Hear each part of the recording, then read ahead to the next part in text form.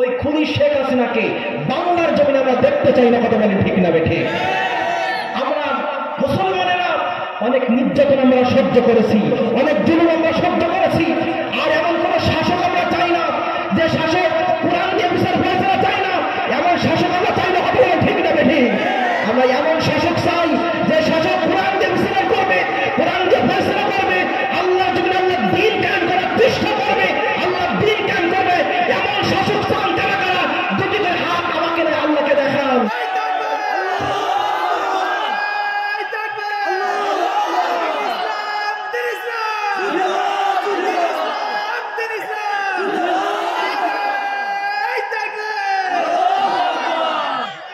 আমার বন্ধুগণ কষ্ট হচ্ছে আপনাদের, ভালো করে খেয়াল করে বন্ধু। শেষ করে দিব?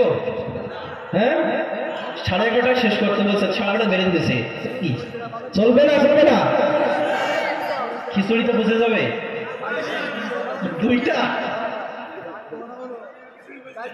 আমার তো ফিরতে হবে নাকি? আমার বন্ধুগণ কবির মনোযোগ দিতে হবে, ভালো করে খেয়াল করতে হবে।